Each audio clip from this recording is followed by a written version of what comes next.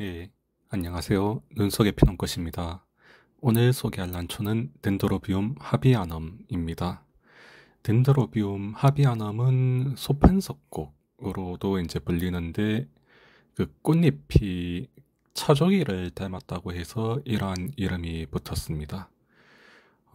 그리고 하비아넘이라는 그 학명의 유래에 대해서 잠깐 이야기를 해보자면은 그 덴드로비움 하비아넘은 그 미얀마에서 처음 발견이 되었는데 그 영국으로 건너가서 그 리버풀 원예 회사에서 본격적으로 이제 재배를 이제 했다라고 알려져 있고, 그리고 그 1883년 그 리버풀 근처에 그 에그버스라는 도시에 사는 그 에녹 하비가 그 유럽에서 이제 최초로 그 이난초를 이제 꽃 피우는데 성공했다라고 이제 알려져 있고, 이제 이 꽃을 피운 에녹 하비를 이제 기려서 그 하비아넘이라는 그 학명을 이제 붙여주었다고 합니다. 덴드로비움 하비아넘 이제 소판석곡은 그 중국 은남성 남부 그리고 미얀마, 베트남, 태국이 원산지로 키는 15에서 25cm 정도로 이제 크지는 않고 이제 또 꽃은 이제 주로 봄에 피는데 그 꽃대 하나에 여러 송이가 피는 특성상 화기는 그 7일에서 10일 정도로 짧은 편입니다. 그리고 이제 향기가 있는 유양종이고 향기가 강하지는 않지만 쿨에 되었을 때 제법 달달한 향기가 강하게 이제 납니다. 서판석곡의 배양 난이도는 조금 어려운 편에 속하는데 그 뭐 뉴기니아나 태국 그리고 뭐 미얀마 고산종 덴드로비움이나 아니면 흑모종 덴드로비움처럼 뭐 상당한 배양 난이도를 이제 가지는 난초는 아닌데 일반적인 노빌계 덴드로비움에 비해서는 배양 난이도가 좀 있다라고 보시면 될 것 같습니다. 그 해외 자료를 좀 찾아보니까 소판석곡의 서식지가 그 열대 몬순 기후를 이제 보이는데 그 열대 몬순 기후에 대한 이해가 부족한 상태에서 그 소판석곡을 이제 키우다 보면은 이제 그 좀 사람들이 어려움을 그 느낀다고 이제 느끼는 경우가 많다라고 뭐 그렇게 그 나옵니다. 뭐 열대 몬순 기후에 대해서 이제 간단하게 좀 설명을 해보자면은 주로 그 인도 차이나 반도 그리고 필리핀, 인도, 네팔과 같이 그 이제 동남아시아나 이제 남아시아에서 이제 많이 나타나는 기후로 그 계절풍의 영향을 받아서 여름에는 그 바다에서 육지로 이제 바람이 불고 또 이때 그 바다에서 습기를 머금은 바람이 이제 불어오기 때문에 육지에서는 이제 계속 비가 이제 내리는 그 우기가 시작이 됩니다. 그리고 겨울에는 여름과 반대로 그 육지에서 바다로 이제 바람이 부는데 그 대륙에서 불어오는 건조한 바람의 영향으로 인해서 건기가 이제 시작되고 이제 소판석곡은 어쨌든 이러한 그 열대 몬순 기후를 보이는 곳에서 이제 서식을 하는데 그 봄부터 여름에는 그 매우 강한 비와 흐린 날이 이제 대부분이고 가을부터 겨울 사이에는 그 강수량이 이제 비가 전혀 안 오고 그리고 밤은 시원하고 낮에는 따뜻한 날씨를 이제 보인다고 합니다.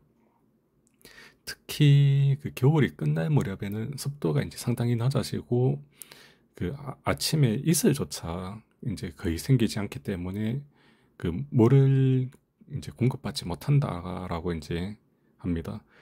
뭐 결국엔 이러한 환경을 이제 좀 정리해 보자면은 그 소판석곡 같은 경우에는 봄부터 여름까지 이제 보통 성장 기간에는 그 충분한 물과 높은 습도를 이제 유지해 줄 필요가 있고 그리고 빛을 조금 줄여서 이제 키울 필요가 있는데 그 원산지에서는 계속 비가 오기 때문에 해가 이제 거의 뜨지 않기 때문입니다. 그리고 가을부터 겨울 사이에는 그 비료를 이제 중단하고 물을 줄여서 이제 건조하게 관리를 해야 되고 그리고 이제 빛을 좀 많이 받을 수 있도록 해야 되는데 이 기간을 할로윈데이, 보통 10월 31일부터 발렌타인데이, 2월 14일까지로 이제 기억을 하면 된다라고 합니다. 겨울에 좀 건조하게 관리를 해야만 뿌리가 썩는 것을 이제 방지할 수 있고, 또 꽃도 좀 제대로 필 수 있다라고 합니다.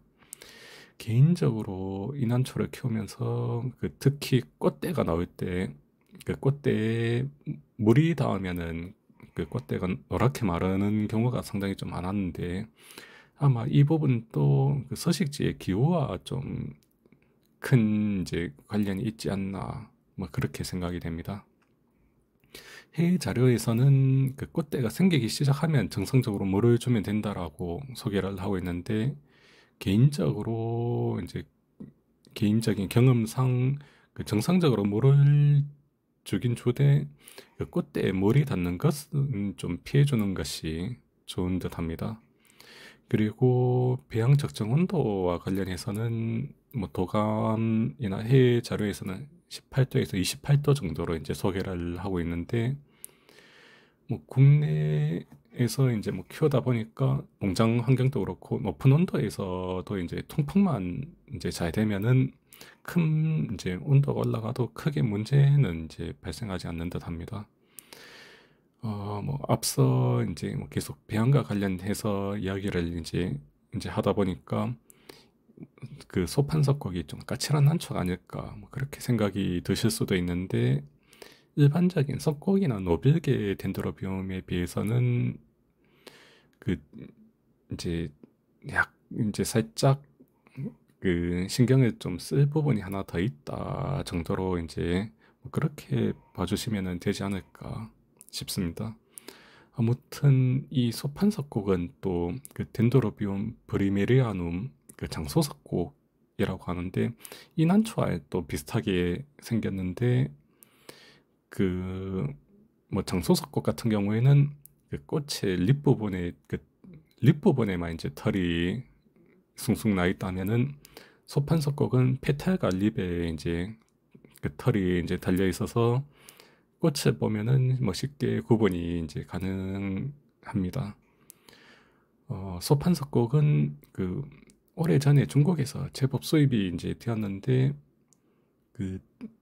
수입이 되었고 또 최근에는 태국에서 수입이 되어서 이제 유통이 되고 있는데, 근데 뭐 생각보다 좀 많이 들어오진 않았고, 또 요즘에는 국내에 이제 남은 개체수가 이제 많지가 않아서 가격도 좀 전보다 많이 뭐 오르고 좀 비싸진 것 같습니다.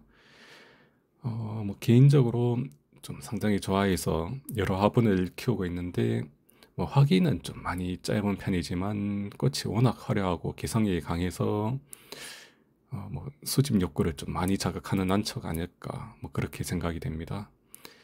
네, 뭐 오늘은 소판석곡에 대해서 좀 이야기를 해보았는데, 영상은 여기에서 마치도록 하겠습니다. 네, 시청해 주셔서 감사합니다.